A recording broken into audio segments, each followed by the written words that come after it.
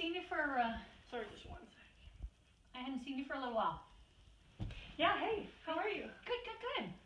Good to see you around here again. Mm-hmm. I've been missing you. We've been, you used to come all the time to our after school programs, and now you're... Yeah, I got a lot of stuff going on, yeah. Yeah, what's going on? What's new? I don't know, school and, Hey, did you ever get that science fair thing done? I remember we were talking about that one time a couple weeks ago when you were here. Yeah, no, I thought I was kind of busy, so I just decided not to do that, yeah, but, Okay. What's been keeping you busy? Okay, well, I'm sure everyone's told you about my boyfriend. I have heard about the new... Yeah, so basically, I wouldn't want to spend my time really doing anything else, like, it's just... All right. Really perfect. And I know you guys talk so much about, like, finding people who are so good for you. Yeah. And he's so good for me. Like, he just, every day he's like, you're my queen, you're my princess, Okay. We're going to build a life together. And, he treats me perfect. Oh, good, very good. Where'd you meet him? Actually just met him through my cousin. Yeah, we were out at a party. My cousin's with her friends. Yeah. Mm-hmm. Your cousin is, isn't she Jamie? Jamie? Yeah. Sometimes, yeah. Yeah, she used to live around here, but she moved out. Yeah, she moved out to Sackville. Okay. Mm-hmm. Yeah. So. And that's actually, so she is dating my boyfriend's roommate. So that's how I met my boyfriend now, is because then I went to a party, and then we just all went back and stayed at Jamie's boyfriend's, and then he was there, and then, yeah. So that's kind of nice too, because then we can double date all the time, yeah. Right. Yeah. So I've met Jamie. She's sweet. She's great. I know she's been a big sport to you. Mm-hmm. Yeah. And she's 20? She just turned 20, yeah. She just turned 20, right, okay. And she's living out on her own now, is that right? Yeah, her and her boyfriend, yeah. Okay. Oh, okay. And then your guy also lives there. Yeah. Okay. Alrighty. Mm-hmm. So yeah, it's cool. Yeah, it's cool to hang out with them out there. I definitely feel like, yeah. Feeling grown up? Yeah, honestly, yeah. I'm just so down with the drama at home. Like, yeah. Basically, when school's over, I think I'll move out with them for the summer then, and then we'll just see what happens in the fall. Right. Because you'll be back, you'll be in grade 11 in the fall, won't you? Well, yeah, we'll see where. Yeah. So, I've known you for a long time, Hannah. I know. And, I remember, I think we met when you were in junior high, and a lot of transitions in junior high. And I know there's a lot of transitions in high school, too. And I hope you know by now that I'm always, I'm looking out for you a little bit. I'm sort of, I like checking in with you, and I'm thinking about how things are going in your life.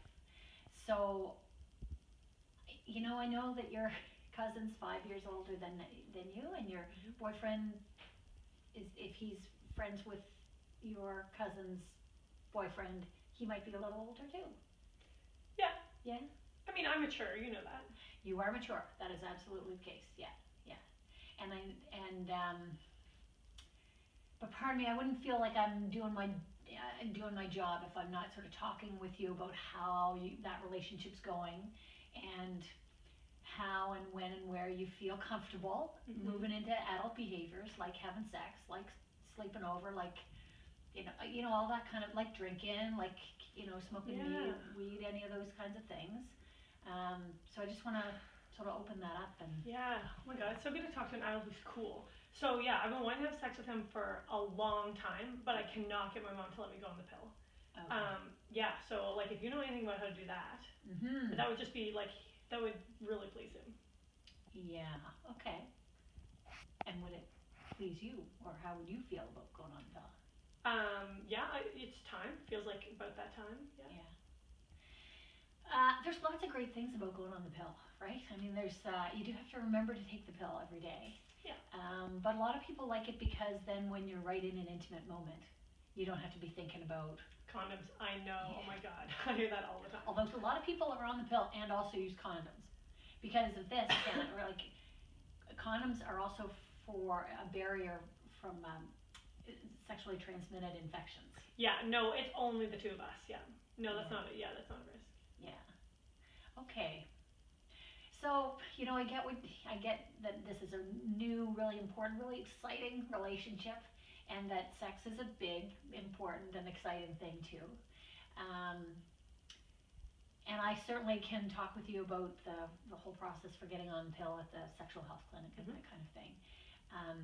One of the things I always talk to young people about too and going on the pill is that sometimes it can feel like then you can't say no thanks to having sex. Like if you're relying on condoms, sometimes sex may not happen because somebody doesn't have a condom. But if there's the ease of being on the pill, then you might have you may have your guy saying, we don't need to worry about condoms, and why can't we have sex because you're already all on the pill?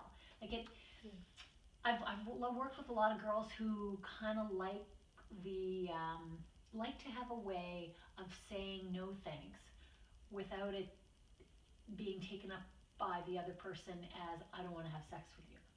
Do you see? I know that sounds really kind of convoluted. No, I get what you're saying. I guess I just feel like he honestly like never says no to me. Like I'm not talking about sex, but I'm like,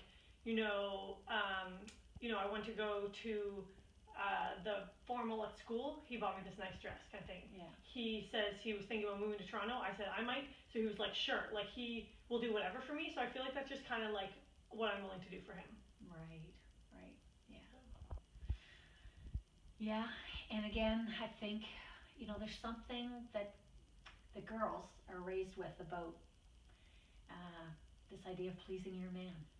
And but it's just not like that because he pleases me too, but in a different way. Okay, I hear you. He you. really takes care of me. Like I'm, like I said, I'm just ready to be done with the drama at home, and I just want to move away with him where it can be just the two of us. Right. Yeah. Right. Well, I'm really happy to have you coming around here again so we can keep on having these conversations. Because, Hannah, I want to share in your enthusiasm, too, of being with this guy. And I want to hear the stories and all that stuff. I would love to meet him. And at the same time, I'd like us to keep talking about what feels comfortable for you, sex-wise, sexual intimacy-wise, what questions you have, what birth control stuff for sure, but also what ways you have of still feeling like it's your body and you get to say, yes please, no thanks, maybe, maybe not.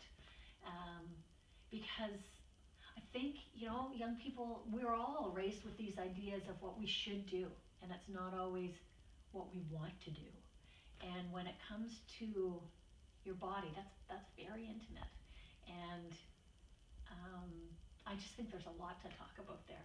So I look forward to talking about it all with you. And you know what, from time to time we have groups of girls just, and I think the program is just called Girl Talk, and we just help air it out, and it can feel like you're a little less alone in it. You can hear other people's experiences. And sometimes it's a good way to bring more possibilities to the surface and talk about. And you and I can still talk, just the two of us, okay. Of course. Yeah, cool. Okay. So let's go and see what's going on in the other room. Okay. But I really appreciate you telling me about it, and I completely get the enthusiasm. Yeah. I can't wait to meet him. Okay. Yeah. Thanks. Okay. Thanks, Marian. All right.